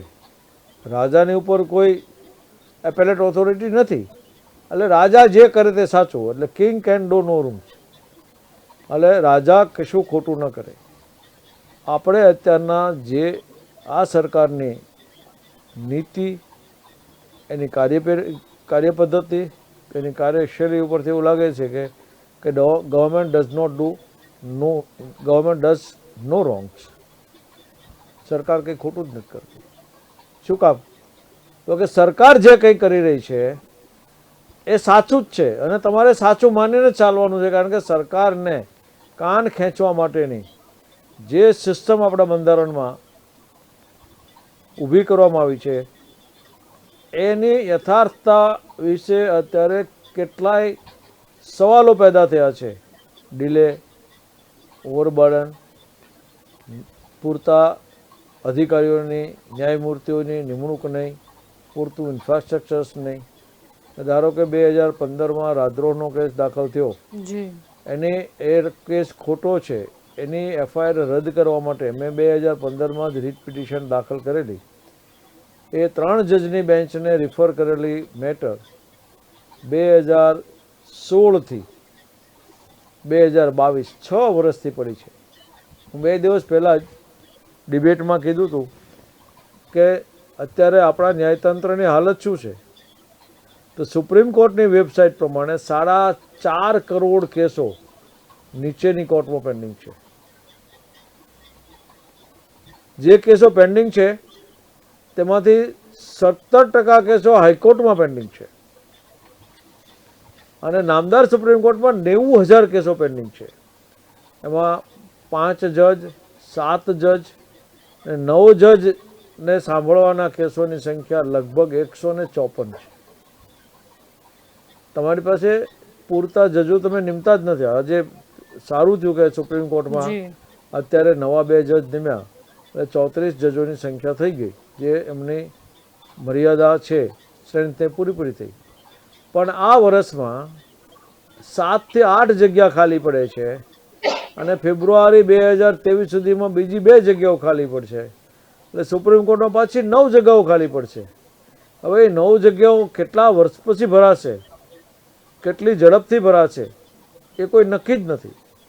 છેલ્લી નિમણૂક જે સુપ્રીમ કોર્ટમાં થઈ, જે ઝડપથી થઈ, એ ખરેખર એવું લાગે કે સુપ્રીમ કોર્ટમાં આ નિમણૂક કરવામાં સરકાર ખૂબ જ ગંભીર હતી એવું માની લઈએ છીએ. કારણ કે 24 કલાકમાં નિમણૂકનો ઓર્ડર આવી ગયો. પણ સુપ્રીમ કોર્ટની વેબસાઇટ ઉપર તમે જાઓ તો 147 જજોની ભલામણ સુપ્રીમ કોર્ટે છેલ્લા 3 વર્ષમાં કરી છે. જેમાં કેટલીક ભલામણો છે કે જમ્મુ અને કાશ્મીરની ભલામણ છેલ્લા 3 વર્ષથી પેન્ડિંગ છે અને 2 કરતાં વધારે વખત એમની અપોઇન્ટમેન્ટ કરવાની કોલેજિયમે ભલામણ કર્યા પછી પણ હાઈકોર્ટ કેન્દ્ર સરકાર એની નિમણૂક કરતી નથી. જે આ સ્થિતિ છે, આ સ્થિતિમાં તમારે ન્યાય લેવો અઘરો છે અને હવે ન્યાય એટલો સરળતાથી મળે એવું નથી. અત્યારે નાના નાના વકીલો પણ લાખોમાં ફીસ માગે છે. સિસ્ટમ બદલાઈ રહી છે. કામ અત્યારે ગરીબ માણસે કોઈ કરવું હોય તો જામીન લેવા અઘરા છે. હજી જામીન અરજીઓ હાઈકોર્ટમાં 9 મહિનાથી વર્ષથી પેન્ડિંગ છે અને જામીન લેવા એટલે પથ્થર સામે માથું ફોડીને લોહી કાઢવા જેવી સ્થિતિ અત્યારે અસીલોની અને વકીલોની કોર્ટોમાં થઈ ગઈ છે. એ નીચેની કોર્ટ હોય, સેશન્સ કોર્ટ હોય કે હાઈકોર્ટ હોય. આ સંજોગોમાં આ જે લોકોનો અવાજ દબાવવાનો જે પ્રયત્ન ચાલી રહ્યો છે, આમાં સુપ્રીમ કોર્ટે જ્યારે આજે જે પગલું લીધું એ ખરેખર દૂર દરિયામાં દીવાનાળીનું અજવાળું પડે ને અને લોકોને આશા જાગે કે હા હવે હું કિનારે પહોંચી ગયો છું, હવે મારું વાન ડૂબશે નહીં. કારણ કે મેં દીવાદાંડી જોઈ લીધી છે. દીવાદાંડી પ્રકાશ નથી આપતી, દિશા ચિંતે છે. પ્રકાશ તો નાવિકે એની હોડીએ કે એના વાણે કે એની સ્ટીમરે જાતે ગોતવાનો હોય છે, પણ દિશા મળે છે. આ મારી દ્રષ્ટિએ આ દીવાદાંડીની લાઇટ લોકોને એક આશાનો સંચાર જરૂર આપે છે. ભવિષ્યમાં આપણે આશા રાખીએ કે ન્યાયતંત્રમાં ઘણા બધા સુધારાઓ આવે જી અને લોકોના મૂળભૂત અધિકારોનું રક્ષણ થાય અને સરકાર જ્યારે જ્યારે પણ પોતે પોતાની સત્તાનો દુરુપયોગ કરે ત્યારે કોર્ટો એના કાન ખેંચે તો જ લોકશાહી ટકશે, નહીં તો લોકશાહી અત્યારે ખરેખર ખતરામાં છે. જી આપણી તરફ ભાવિકભાઈ આવવા માંગીશ. જોવું હવે એ જ રહ્યું કે જો જુલાઈમાં આની નેક્સ્ટ સુનાવણી પણ થાય છે ત્યારે પુનઃ વિચારણામાં પાછા સરકાર તરફથી કયા મુદ્દા રાખવામાં આવે છે. ના અત્યારે તો જુઓ તમે જે કીધું જૂન જુલાઈ, હવે હમણાં તો 2-6 મહિના આપણે ભૂલી જ જવાના, કારણ કે સામે ઇલેક્શનો આવશે, આ છે તે છે, એટલે હવે એ તો બધું હવે ડેટો ઉપર થોડું જવાનું. પણ એટલું આપણે કહી શકીએ કે 6 મહિના સુધી તો કમસે કમ જનતાને રાહત છે. અને સૌથી વધારે રાહત તો જે લોકો પર જે કેસો થયેલા છે એ લોકોને બિચારાઓને જામીન મળશે, એટલે કમસે કમ એ લોકો એક આશા સાથે એવું સમજો કે કસ્ટડીમાંથી બહાર આવશે. બાબુભાઈએ બી બહુ સરસ વાત કરી, એડવોકેટ આપણા બેન છે એમને પણ સરસ વાત કરી, રૂજાનબેને પણ સરસ વાત કરી. પરંતુ મારા મગજમાં કેટલીક વસ્તુ એવી પણ આવે છે બેન કે એ સુપ્રીમ કોર્ટ જ વારે ઘડીએ આપણને ટકોર કરતી હોય છે, મતલબ કે સરકારને, કે અપરાધી નેતાઓને તમે ટિકિટ ના આપો કે આ તે બધી વસ્તુ હોય છે અને એમની પર કેસો ચાલતા હોય છે. તો મારો કહેવાનો મતલબ એ છે કે જો ખરેખર કોર્ટ એટલી બધી આમ ચિંતિત હોય તો આવા નેતાઓના કેસ પહેલા કેમ નથી પતાવતા? કેમ? તો કે પછી એનું કારણ શું? આજે હું બોલું છું કે ભાઈ આવું થવું જોઈએ, પરંતુ પહેલ તો મારી પાસે જ છે, ન્યાયાલય તો મારી પાસે જ છે. હું જો આ વધારે એક્શનમાં આવી અને આ જે દાગી નેતા હોય, કાં તો આરોપીઓ હોય કે ગમે તે હોય, જે નેતા હોય, પબ્લિક વર્કર્સ હોય, એમના જ કેસ વહેલી તકે કેમ નથી નિવેડો આવતો? એનું એક એક્ઝામ્પલ હું આપું. હવે જો આપણે ઇલેક્શન આવી ગયું છે ગુજરાતની અંદર, આપણા શિક્ષણ મંત્રી હતા, અહીંના કોર્ટે એમને ડિક્લેર કર્યા કે ભાઈ એ ખોટી રીતે એ પોતે ઉમેદવાર જાહેર થયેલા છે, એટલે ખરેખર જોવા જઈએ તો એ પોતે જીત્યા જ નથી ઇલેક્શન. પછી એ ગયા સુપ્રીમ કોર્ટમાં. આજે સુપ્રીમ કોર્ટમાં જે અપીલ એમની જે પેન્ડિંગ છે, હવે નેક્સ્ટ ઇલેક્શન આવી ગયું, એટલે જનહિત માટેની જે અરજી હોય કે જનતા માટેના જે કામ હોય એમની પાસે અત્યારે સુપ્રીમ કોર્ટ પાસે જેવી રીતે બાબુભાઈ આખી વિસ્તાર આપી દીધો, આટલા બધા પેન્ડિંગ છે, તો એવા કેસો, એવા કેટલાય કેસો એવા હશે કે જે ખરેખર જનતાને કનેક્ટેડ છે, પરંતુ સુપ્રીમ કોર્ટ પાસે એવો સમય જ નથી કે જે આના પર એમની પિટિશન ઉપર આ વસ્તુ કરી શકે. નેતાઓની ક્વોલિફિકેશન છે એ કેસ થઈ ગયા છે, કારણ કે આજની જે એક વિવાદની વાત કરીએ. જી જી જી સવાલ જે અત્યારે આવી ગયો છે કે દાગી નેતાઓને ચૂંટણી લડવા નહીં દેવી, એ એક સાંપ્રત સમાજનો આજનો એક બળબળતો ઇસ્યુ છે. સાચી વાત છે કે અમુક પ્રકારના લોકોને તમારે પોલિટિક્સમાં નહીં આવવા દેવા જોઈએ, પણ આ પ્રકારના લોકોને પોલિટિક્સમાં આવવા દેવા કે ન આવવા દેવાનું નક્કી કરનાર કોણ? અંતે તો લોકો, આ લોકોની, લોકો માટેની, લોકો વડે ચાલતી સરકાર છે. ન્યાયાધીશોની જેની નિમણૂક ન્યાયાધીશો પોતે કર્યો છે એ નક્કી કરશે કે આ દેશમાં લોકશાહી કેવી હોવી જોઈએ. અને જે લોક જુવાળ છે, જેને આ અધિકાર છે કે મારો નેતા કોણ હોવો જોઈએ, મારો રૂલર કોણ હોવો જોઈએ, મારી પર સત્તા કોણ ભોગવશે, એ મારે નક્કી કરવાનું છે. હું લોકશાહીનો નાગરિક છું. તો આ લોકોને ભૂલી અને કોર્ટોને ઉપર આપણે નાખી દઈશું. આપણે કોઈ આપણા મતદારનો વિશ્વાસ જ નહીં કરીએ કે મતદાર જે ચૂંટે છે માણસ સારો નથી, અને અમે નક્કી કરીએ છીએ, અમે 2 કે 5, 10 જજો બેસી અને નક્કી કરી નાખશું કે આ દેશની પ્રજા કેવી હોવી જોઈએ, આ દેશની પ્રજાને કેવો પ્રતિનિધિ હોવો જોઈએ. આ જે દાગી નેતાઓ ચૂંટણી લડી રહ્યા છે એનું એક જ, આ દાગી નેતાઓ ચૂંટણી લડી રહ્યા છે એ ન્યાયતંત્રની નિષ્ફળતા છે. એના કેસો ચાલતા નથી એટલે એમને સજા થતી નથી. વર્ષો સુધીની આ પ્રક્રિયા ચાલે છે, એટલે આ દાગી નેતાઓ અત્યારે આવી રહ્યા છે. પણ કોને દાગી કેવો હોય અઘરો છે. સરકાર કોકને ચૂંટણી ન લડવા દેવી હોય તો 10 કેસ એની ઉપર કરી દે અને દાગી જાહેર કરી દે. મારી ઉપર 2015માં જ્યાં શહેરમાં જાવ ત્યાં 188ની ફરિયાદ થતી હતી, જ્યાં જાવ ત્યાં. સુરતમાં 3 ઠેકાણે ગયો તો 3 પોલીસ સ્ટેશનમાં ફરિયાદ થઈ જાય અને કહેવામાં કે બાબુ માંગુ ક્યાં ગુનેગાર છે, એની સામે 28 કેસો છે. ફોર્ચ્યુનેટલી 28 સુપ્રીમ એટલે હાઈકોર્ટે કોશ કરી દીધા. પણ ગુનો શું? ફક્ત સભાને સંબોધવાનો. એટલે દાગી કોણ એ નક્કી કરવાના પાવર્સ કોર્ટને ન આપી શકાય. એ મૌલિક અધિકાર એ મતદારનો છે, એનો મૂળભૂત અધિકાર છે. એમને નક્કી કરવા દો કે મારે કોને જોઈએ છે. જી, એમ તો લો તો એવો બી છે, આમાં કઈ પાર્ટીની વાત જ નથી, એ તો બધા ભેગા થઈને પોતાનો ઉમેદવાર નક્કી કરતા હોય છે, એ પણ વાત છે. રૂઝાનબેન, આપ કંઈ કહેવા માંગો છો? જી, ભાવિકભાઈ, આપની થોડા તરફથી આંકડા ખાસ આપવા માંગતી હતી. આ સાંભળવા જેવા આંકડા છે કે ટોટલ અત્યારે 800 કેસ, 816 એપ્રોક્સ સિડેશનના કેસ ચાલે છે, જેમાં 13,000 લોકો પકડાયા છે, 13,000 લોકો પકડાયા છે, બરોબર. અને 2014 થી એટલે 65% કેસ, 2014 થી એટલે 548 કેસીસ આપણી મોદી ગવર્મેન્ટે 2014 થી કર્યા છે. જેમાંથી હવે આ અસર જે છે કે જેમાંથી 149 કેસીસ તો યોગી સરકારની અગેન્સ્ટ છે. સોરી, 144 તો ઉત્તર પ્રદેશના યોગી સરકારની અગેન્સ્ટ, જે 500 કેસ છે એપ્રોક્સ, એમાંથી 144 તો ઉત્તર પ્રદેશ યુપીના પેલા શું કે સીએમ ની અગેન્સ્ટ કોઈ બોલ્યું છે એટલે સિડેશન લાગી ગયું છે. અને 149 આપણા મોદી સાહેબ ની અગેન્સ્ટ, એટલે 300 કેસ, 500 માંથી 300 કેસ તો તમે પર્સનલ બોલ્યા એની અગેન્સ્ટ છે, એમાં કોઈ સિડેશન આવતું જ નથી. એટલે ને વર્ષે 28% કેસ રાઇઝ થઈ રહ્યા છે. એટલે હવે સુપ્રીમ કોર્ટે વચ્ચે પડ્યું કે આ લો કેટલો મિસયુઝ થાય છે. અત્યારે અમારા લોયર સાહેબે સરસ વાત કરી કે ન્યાય નથી મળતો, બેલ નથી મળતી, સુનવાઈ નથી થતી. તો સાહેબ અત્યારે પેલા બગ્ગાના કેસમાં જે કોઈ મિનિસ્ટરે નથી, કોઈ નેતાએ નથી, કોઈ એમપી એમએલએ નથી, ખાલી કોઈ અંદર એ લોકોની પોલિટિકલ પાર્ટીનો જે બી છે, એના માટે અડધી રાતે એટલે લેટ નાઇટે પેલી કોર્ટો ચાલુ રહીને એને બેલ મળી.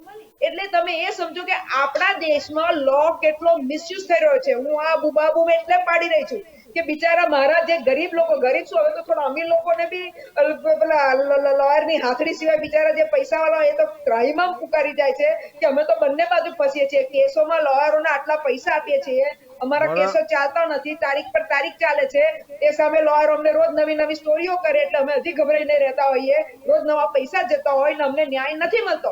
ને એ સામે પેલા બગ્ગા માટે હું ના નથી પાડતી, પણ એમના માટે અડધી રાતે કોર્ટો ચાલુ રહીને એમને બેલ મળી જાય તો દિલ્હી પોલીસે જવું કેવી રીતે પડે? અને દિલ્હી પોલીસને પાવર શું હતા? દિલ્હી પોલીસને પંજાબની પોલીસને રોકવાના કોઈ અધિકાર જ નહોતા. તેમ છતાં બહુ સારી વાત કરી રૂઝાનબેન, એક સારી વાત કરી વાંચવાની વાત પર. હનુમાન ચાલીસા, એના ઉપર પણ રાજદ્રોહ, મતલબ એ આપણે સમજી શકાય છે, એ ગંભીરતાનો લેવલ આવે.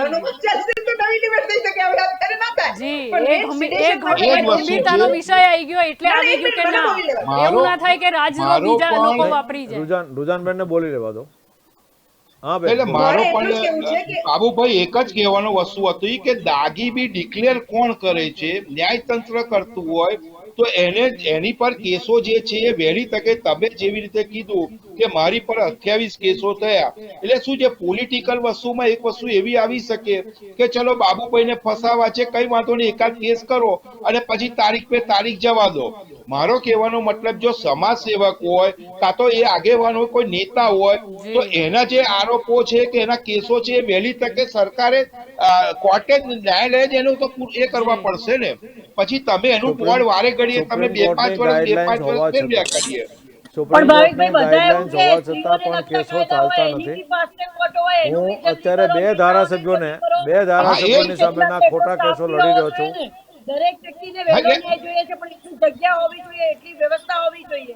અને બીજી વાત કે સાથે સાથે બીજી બી વાત છે કે હજી તો પોલીસના બિહેવિયર માટે આખો એક અલગ એ લોકો માટેનું બિહેવિયર, કેવી રીતનું વર્તન હોવું જોઈએ, એમને કોને ઓર્ડર આપેલો, શું કીધું, એમના ફોન રેકોર્ડિંગ, કોના ફોન એમની વાતચીત થાય છે, કોને એફઆઈઆર નોંધી, ઘણી બધી વસ્તુઓ છે જે વસ્તુઓમાં હજી પોલીસ આવવા જોઈએ.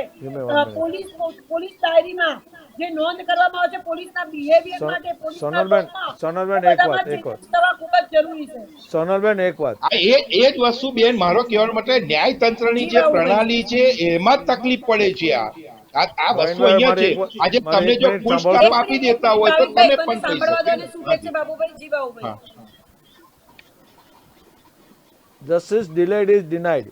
જી, and it is travesty of justice. આ બે વેલ નોન કહેવતો છે કે તમે મોડો ન્યાય આપો એ ન્યાયનું ઘૂંટણ છે.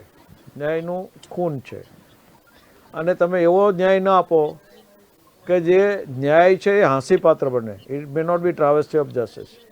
હું તમને 2 દાખલા આપું જી જે મારા પોતાના કેસો છે. ગણેશ શુગર મિલના ચેરમેન સામે 1 પણ રૂપિયાની ઉચાપત નથી. 1 પણ રૂપિયો એ ઘરે લઈ ગયો કોઈ આખા ચાર્જશીટમાં પેલું નથી. તેમ છતાં સુરજીત માંગરોળા આજે 4 ઓક્ટોબર 2021થી જેલમાં છે, બેલ સંભળાતી નથી અને એની સામેના તમામ ગુનાઓ મેજિસ્ટ્રેટ ટ્રાયબલ છે અને એ ગુનામાં સજા થાય પછી મેજર મેટર ઓફ રાઇટ જામીન મળે. બીજા ગુસ્સી કેટના કેસમાં 2020થી મારા ક્લાયન્ટો જેલમાં છે, જેની સામે ગુસ્સીકટનો અમલ થયો પછી 50 ml દારૂ રાખવાનો ગુનો છે. કેટલો? 50 ml દારૂ. આ સિવાયનો ગુસ્સીકોટ નીચેનો કોઈ ગુનો નથી અને હાઈકોર્ટ સુધી મને જામીન ન આપ્યા. જી this is travesty of justice. This is a blot on Indian judiciary. જી કાફી આ જે સુધારા એક્ઝામ્પલો થઈ થાય શકે છે. અને પછી આવે છે કે કઈ રીતે એની સત્યતા જળવાઈ રહે એનો વિષય આવે છે. સમયનો થોડો અભાવ છે. આ બધા મારી સાથે આ ચર્ચામાં જોડાયા તે બદલ આપ સુજાનબેનને કંઈક કહેવું બધાનો છે. આભાર. તો ચર્ચાનું ચક્રવાતમાં આજનો આપણો મુદ્દો એ હતો કે જે હિસાબે અત્યારે તો સુપ્રીમ કોર્ટે કાયદા પર રોક લગાવી છે. જો આપણે રાજદ્રોહની વાત કરીએ, કારણ કે ઘણા સમયથી આપણે જોઈ રહ્યા હતા, એમ તો ચર્ચાઓ ચાલી જ રહી હતી કે જે રીતે રાજદ્રોહના કાયદાનો મિસયુઝ થઈ રહ્યો છે એના માટે હવે કોઈ પગલાં તો લેવા જ પડશે. હવે જોવું રહ્યું કે આગળ સુનાવણીમાં શું પુનઃ વિચારણા તરફથી કરીને કેન્દ્ર સરકારનો શું વી આવે છે, સુપ્રીમ કોર્ટ શું નક્કી કરે છે, આ બધું જોવું રહ્યું. પરંતુ હાલ પૂરતો મુદ્દો તો એ જ છે કે જેના ઉપર લાગવો જોઈએ એ કેમ રાજદ્રોહના સકંજામાં નથી આવતા અને જેના ઉપર કદાચ એટલા ગંભીર ગુના ન લાગવા જોઈએ એ કેમ સકંજામાં આવી જાય છે, એ પણ જોવું રહ્યું. કારણ કે ફક્ત રાજદ્રોહની વાત નથી, બીજા ઘણા બધા લો છે કે જેમાં પણ ક્યાંક આટીઘૂટીમાં લોકો ફસાઈ પણ જતા હોય છે અને લોકો છૂટી પણ જતા હોય છે. તો ચર્ચાનું ચક્રવાતમાં અત્યારે બસ આટલું જ. વધુ સમાચાર માટે આપ જોડાયેલા રહેજો કે ન્યૂઝ સાથે. નમસ્કાર.